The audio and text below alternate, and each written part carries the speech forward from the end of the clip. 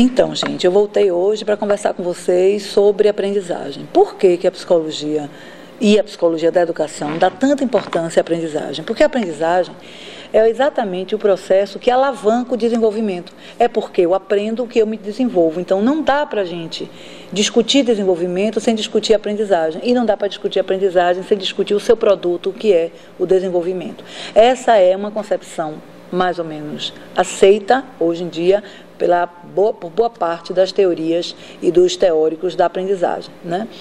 Mas vamos pensar, o que é aprender? Aprender é um verbo que é uma corruptela do verbo apreender, né? E o que é aprender? É trazer para si. Então, o processo de aprendizagem supõe que o ser humano se aposse, apreenda aquilo que está disponibilizado no seu meio ambiente físico e social. Esse processo não é um processo mecânico, é um processo humano.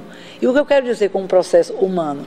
O ser humano tem a capacidade cognitiva de interpretar. Então, ele internaliza aquilo que está disponibilizado nos seus diferentes contextos, né? Ele internaliza interpretando, dando sentido. E é um sentido individual próprio do ser humano, bastante individualizado. Isso, Vygotsky, é um conceito desenvolvido por Vygotsky, em que ele diz o seguinte, que o sentido ele é dado a partir das experiências afetivas, positivas ou não, que aquele ser humano teve com todos os seus conteúdos de aprendizagem, né? Então, existe o significado, que é aquilo que é dicionarizado, que está disponibilizado nos dicionários, e existe o sentido. O significado é aquilo que é coletivo. O sentido é muito individual. Então, o nosso aluno, quando aprende, ele aprende dando um sentido, né? Então, esse é um caminho apontado, como eu falei, por Vygotsky, que é magistralmente usado por Ausubel, que é um dos autores de uma das teorias disponibilizadas no módulo de vocês. O que é que Ausubel diz? Ele diz o seguinte, que a aprendizagem significativa, ela só ocorre quando aquele conteúdo novo pode ser ancorado aos conhecimentos prévios do aprendiz.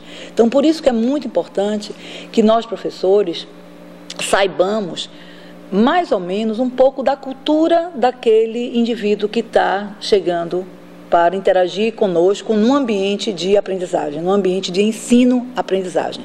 Porque a cultura, ela vai servir como os famosos conhecimentos prévios, nos quais, que Ausubel também chamou de subsunsores, nos quais a aprendizagem vai se ancorar, né? Então, por isso que é importante, primeiro, a gente conhecer e depois a gente respeitar os conhecimentos prévios.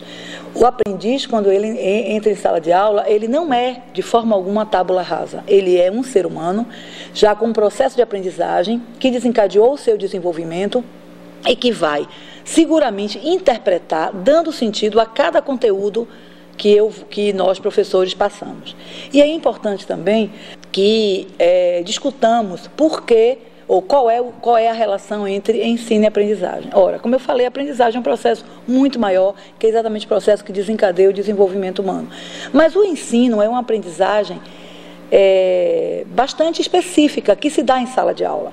E se dá em sala de aula, tem objetivos claros, diferentes de outras aprendizagens que o ser humano vai desenvolvendo durante o processo de sua vida. Muitas vezes a gente aprende sem ter a intenção de aprender. Só que na sala de aula é um ambiente que é planejado, pensado pedagogicamente para que ocorra o fenômeno da aprendizagem numa forma bem projetada, planejada, sistematizada, com objetivos claros. No caso de vocês, que vão ser professores de química, há de se saber exatamente o que se quer em cada aula que se dá. E o que se quer em cada aula que se dá, considerando, como eu falei, os conhecimentos prévios de seus alunos. E isso a gente contempla todas as teorias cognitivas de aprendizagem que estão disponibilizadas no módulo de vocês. Obrigada.